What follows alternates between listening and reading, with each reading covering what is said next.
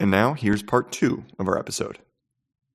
All right, Gabbie, what in particular, what else do you want to say about this track and what makes it stand out and how it fits in the sort of arc or evolution of the album? To me, this track it's evocative of, you're getting your friends together, you're getting the girls together, you're sweating in the winter, like you're going out, you left your jackets at home. It's 10 degrees out. You're going out to the house party. Like you've pre-gamed. Like that's what this is. It's like, it's being in your early 20s and partying. Like there's like nothing else to it. Like there's nothing like particularly deep about this record, right? You can argue. It comes from the context, right? I suppose is how I see it. Yeah. And there are parts of this that are like shockingly moving, right? About parts of this record for sure. But especially this, like the come up part. It's just like, this song is just such an effective, rocker. Yeah. Mm-hmm.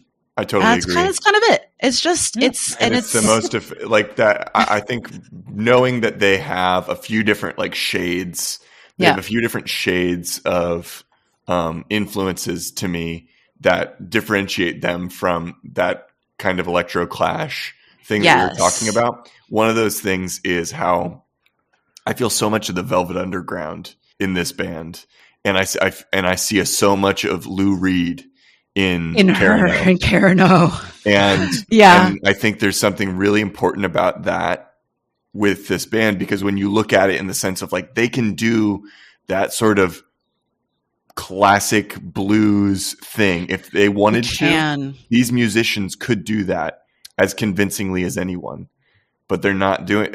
But they don't, because that's just more like the subtext, in my opinion. I mean, she does a little bit later, and we can sort of talk about that. But there are definitely tinges of Velvet Underground in this track. If any of the tracks have that like electroclash vibe, it is this one. It almost goes a little disco in a way. Like it has that like underlying like we weren't ready for that. Right. Well, right. That was kind of the feature of a lot of the indie rock. I have air quotes, everybody, like rock music from the early 2000s. Because I just think about like, this is danceable in the same way that like the Rapture is danceable and the Faint is danceable. And like, I mean, one of my favorite early 2000s bands, Franz Ferdinand, like very danceable. I remember there was this, I think this was probably before you came to Philly, Gabbie. They used to have these events called Making Time parties. Oh, they still have Making Time, I'm pretty sure. I definitely used to go to those when I first got here, though. It's like indie rock dance parties. That's how I saw the Rapture in concert at what was called the 2-4 Club at that point, which now is it's the whatever the gay club is that's in the gayborhood. But it was strange. I remember, quick side note, I remember feeling really weird because after the Making Time party was over and like all the gay boys start coming into the club, I remember thinking like, I don't know where I belong anymore. I am part of both communities. What do I do? But like, that's something that I think succeed at, is like, it is rock, but it is people can dance to it. It's not just going to be a bunch of people wearing their Urban Outfitters sweaters, like jumping up and down and sort of moving their heads a little bit. Like, people are dancing to this. Yes. Yeah. All right. So to further our discussion of kind of like who Karen O is, I think what would you say are like some of her particular powers as a lead, as like a front person for a band? Do you feel a strong connection to her in particular? I don't know that I necessarily feel a strong connection to her because I was never that confident. But I looked up to her a lot. Like, I remember being so excited to go to see her play because of that persona that she embodies. And her reputation preceded her like long before they had the kind of fame that they started having with Maps. And I remember talking to people and being like, oh, we got to go get spit on by Karen O. Like, I want her to dom me. Yeah. Like basically, like she had this like totally untethered, unhinged energy that it just really spoke to me. Totally. Like I wish that, I mean, it's not just that I felt that way a lot of the time, but here she was like making something out of that. Like she could express that openly and I could not. Yeah. Do you think this album captures that effectively the same way that her live, like the live shows did? Or like, does it, I don't know, because you also sort of alluded to the fact that this album kind of there's a trajectory. Yes. And frankly, this band has kind of evolved quite a bit over time. Nothing sounds like this album anymore. So like, do you think that this album captures that sort of spirit of hers? I think so. I mean, as well as you can just listening to it, and really just this album, not any future ones that they put out, as good as much as I might have liked them. Because I mean, listen to a track like Tick, right? Yes. I love that song. Actually. I love that song too. It's so short and but it's like, it really so impactful. It is like a bomb going off. Like pretty much. It's just, and God, like it does what it says on the tin, kind of like, and it is like, she really makes it. And like, this is a tight little band. It is 3 members and they're all incredibly effective at what they do, but she is the linchpin. And that energy, of course it is something different live, but like, that's kind of true for a lot of bands. Like, think about how much going to see a live show, even of a band you might not be that interested in, kind of cements them in your brain. Oh yeah. And like it improves your opinion of them. So it's always a tough thing to answer. Like, does this convey that energy the same way as it does live? Like, well, no, because it's not live. Yeah. But go on. Can I tell you the only time I've ever left a concert and my opinion of that band was less than when I left, just in general. You know, it's like, just like you're saying, not every concert is going to be life changing, but you'll always leave with an improved opinion of that band or artist. The only time that wasn't the case for me was She and Him. Zooey Deschanel and M. Ward. That, like, I saw them at like a festival in St. Louis years ago, and I was like, I left and I was like, they shouldn't play together. Right. I've never seen them, but that really tracks for me. And because they're good separately. They're good separately. It's just like this, but it doesn't feel right. Did you have really high expectations going in? No, I don't think so, especially. But I had liked the song I had heard. Yeah. Maybe they had a single out or something like that, and I had liked it. And then I go and I'm like, ooh, the vibes. I used terms like this. I didn't use terms like this at the time, but the vibes were just off. Yeah. Just didn't feel right. Oh, that's a bummer. Yeah. But for some reason that doesn't surprise me. Like, I'm not sure that I would have been super impressed by Zooey Deschanel necessarily. That's the thing, is our expectations were set at a certain level just by us having the opportunity to see them. You know, you come in with an expectation for sure. Yeah. So I'm wondering, you know, like bringing it to the now, what would you say what space does Yeah Yeah Yeahs occupy in your mind? Like today, Gabbie, are they like a heart band for you? Like, do you have a consciousness of what's going on with them in the same way that, say, Michael and I do with Radiohead? How do they exist in your heart these days?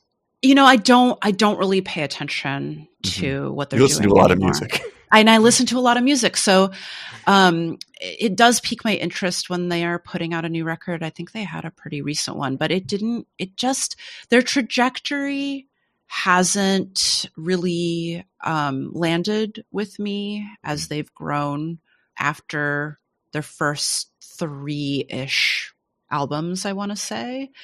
And I always I am all for bands developing their sound. Like, that's totally fine. But I think in this case, you know, the stuff that comes out when that resonates with you and like builds you as a person when you are in your early 20s. Yeah. There's nothing like that. And it's so hard to be objective about it. Right. So I don't even know, frankly, like you asked me to pick a perfect record. I have no idea actually if this is even a good record, because it is like, first of all, what's objective, but setting that aside for a moment.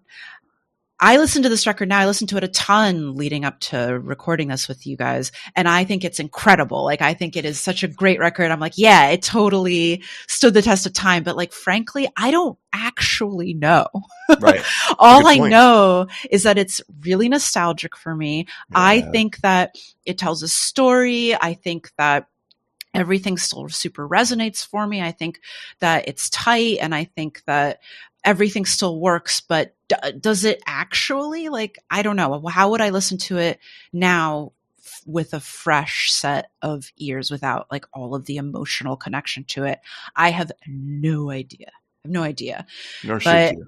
Right. Nor should I. That's unrelated. Right. Because maybe that's the mystery.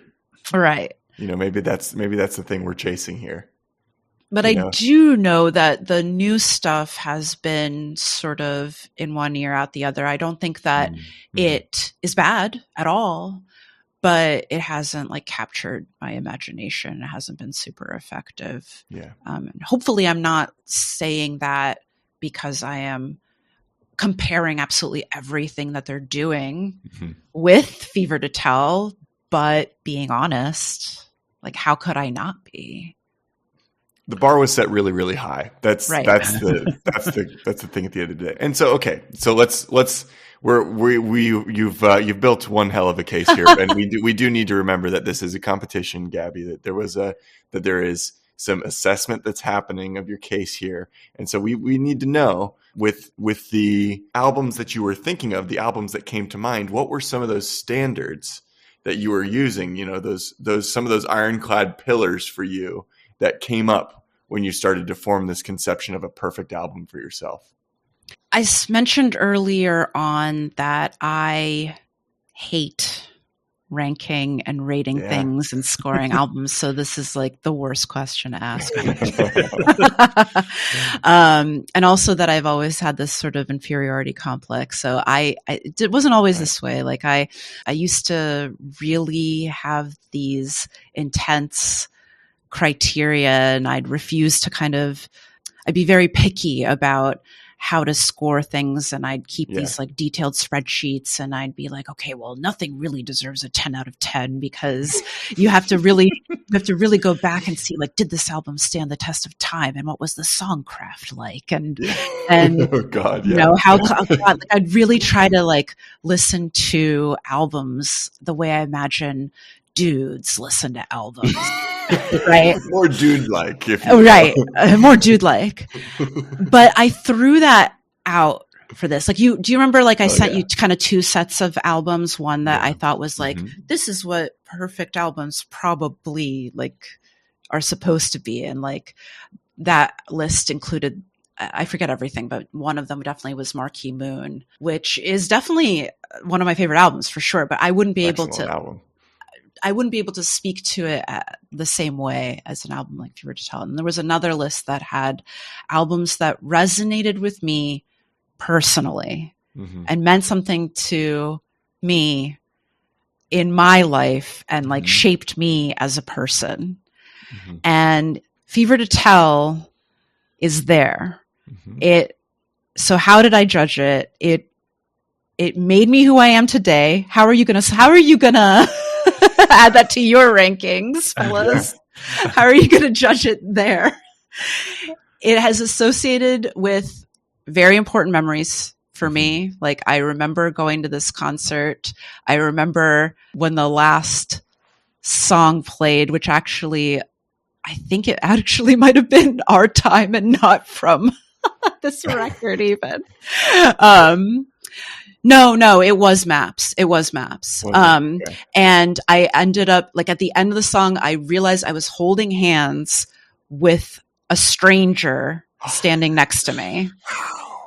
That's a good one. Yeah. That's great. And we when the song ended, we were like, we looked at each other and we're like, fuck, this is amazing. Right. Cool. That's great. And that it just like blended into the fabric of my life. And that the whole album, start to finish, just exists. Like there's no skippers, right? Like that was part of the calculus for any album. No skippers. I don't think there's anything bad in it. That's good. And then it's tight. No skips. No skips. All rippers, no skippers. All killer, no filler. No skippers. I like that. That's good. Yeah, and that's just that. What makes a tight album? What makes it feel that, as opposed to maybe baggy or whatever you might think, whatever the alternative might be? I mean, this is a cop out a little bit, but that it's kind of a shorter record. I say that, and then my favorite album of last year was like a 2.5 hour long triple album. Diamond Jubilee, right? It was, yeah, exactly. I ordered exactly the LPs, the triple LP. Same. I'm so excited. It's so good. So it doesn't have to necessarily be short, but whatever the length, it has to be thought through very carefully. I mean, that makes sense, because like a shorter album, maybe you wouldn't be able to say this is a general rule, but you could say a shorter album could perhaps indicate that there was a focus that was happening with the songwriting and songcraft and the production that indicates some sort of efficiency. Yes. A shorter album could indicate that. Right. Not it's just all the time, easier to indicate that with a shorter album. So that's kind of the cop-out answer, but that makes sense. And sometimes that's like a concept album as well. So I made like a weird case that this might be a concept album. I don't think it was ever intended to be, but retro, of course it's not, but I always look for that. To me, it is like it is effectively the like come up of going out, and the come down of like, taking someone home, the hangover, the regrets. It's all right there. So yeah, that's what made this a perfect album for me. Well, Gabbie, you have helped us transition nicely into the final portion of this episode, which we like to call the deliberation phase. Amazing. Good. We told y'all we were going to get a sound effect, and Michael hooked it up. I'm nervous. Hooked it up. All right. Do you want to go first? You want me to go first? I'll go first. Okay. And I will say that there was an advantage that Gabbie entered here, if we're sort of handicapping the argument here, which is that which works in her favor, of course, which is that she understands Philly. And the sort of, and like when I said making time party, she knew what that was. I also remember Hands and Knees, if you remember that. I don't remember that. Okay, we'll talk about that later. But I mean, I think what was already a strong case became even stronger towards the end when, I mean, you sort of alluded to the lists that you sent us, one of which was like, I think these are objectively perfect, but then here's this other list of stuff that resonates with me, which of course made me and Tyler go like, that's the list we want to talk about. Yeah. Because ultimately, I mean, you sort of gotten at the like whole core of this podcast, which is that we are objective perfection is non-existent, and I mean, we're sort of the anti this is what good music definitely is, right? And I think, I mean, like everything, like you've made a personal connection to it, you understand like the idea that she was playing a character too whenever she was on stage, I think like really made sense to me. And also I love that you like the song Tick as well. So those that works in favor from my side. How about you, Tyler? Yeah, there was such a, I think I appreciate the way you approached things, right? Your whole approach from, like Michael said, and like we've made mention, the kinds of lists that you sent us, because what you're doing there is you're sort of like bringing manifest a lot of the values that I think Michael and I try to hold ourselves to in this project, of like openness with language and openness with like the conception of what good, bad, pleasure, disgust, like all those kind of things, all of those things are. So I just appreciate you would set yourself up really well.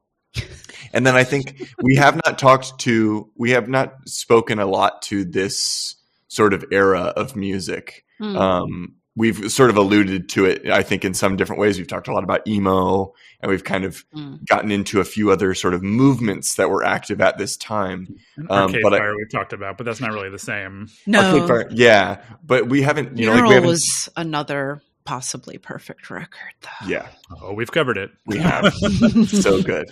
But I appreciated that we were able to kind of like take a look at what this sound is and how particular it is, and maybe in a way that people are starting to gain an appreciation for all these years later. Again, I see this appreciation for Carano and her ilk. So it was just a good choice as well. I add that to your wordsmithery. You're great with a turn of phrase, and I think your board is looking pretty good right now. So Michael, who's taking it this week? Who's taking the decision? You can put it to me. Okay, Michael, you've heard the case that Gabbie made. You've reviewed the points on the board. Tell us, has Gabbie done what was necessary? Does Yeah's Fever to Tell go to 11? Is it a perfect album? Bang! It's in the Pantheon, or in the whatever it's called. What do we call it? I think I used the term wrong. The Pantheon. The Pantheon. Pantheon. Yeah. It's the Pantheon. Yeah. It's in. Huzzah! Yay. So this is where we now need a huzzah. We need like a fanfare or something. Yeah. Yeah. Like I don't know. Yeah.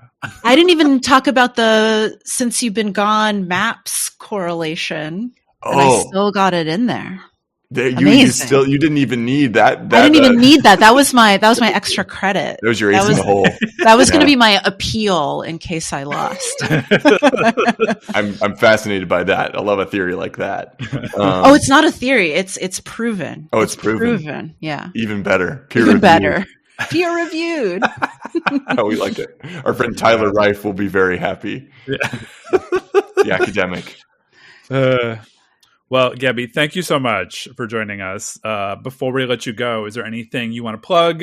Anything you want to share with our listeners? Encourage them to check out, keeping in mind that this is being broadcast in mid-February or so?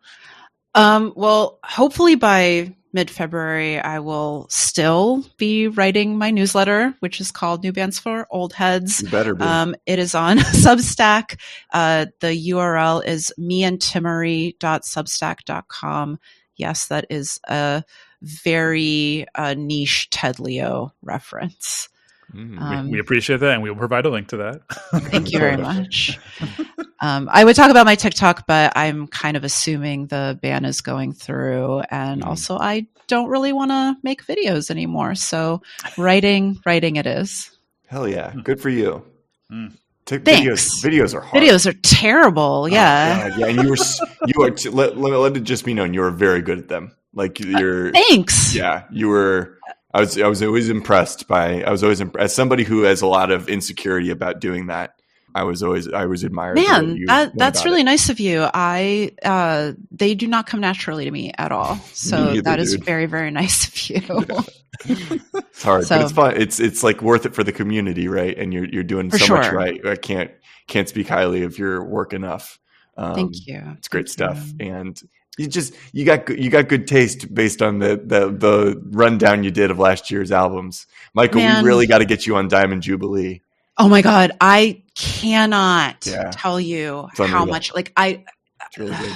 I have no words. Like how I described it was, it is like listening to a haunted radio station that plays that plays the Velvet Underground and 60s girl groups, but like off in the distance. Like if you found like an abandoned car and it was playing the radio on a broken radio. Yeah, I like that. I just need a convenient way to listen to it. That's the thing. I bought it on Bandcamp. I think I'm going to buy the tracks on Bandcamp and like put it on my phone and just listen to it that way. Yeah. So that's the way to do it. Like I downloaded the Bandcamp app. Yeah, I also bought the vinyl, and I'm not going to get it for like many months. Same. Yeah, it's coming eventually. Yeah. Anyway, we've had it. This is a great. You get a little bonus. We really appreciate you tuning in. as always, to our little piece of radio that we like to make for you on a weekly basis. If you don't follow us on any of the social media platforms that still happen to be operating in North America for North American-based users, and I guess anybody else on Earth, but we'll see. We'll just see what happens in the next few weeks. If you want to follow us on social media, please do. We'd really appreciate it. Share us with a friend of yours. Like and subscribe, all that kind of stuff, and also like and subscribe everything else that Gabbie's doing. And if you haven't listened to Yeah's Fever to Tell in full, we highly recommend you do that. Check out the rest of their work, because you only get a little snippet here, just a little snippet. So yeah, thanks again, Gabbie. Thank you all so much for listening, and we'll see you next time. Bye.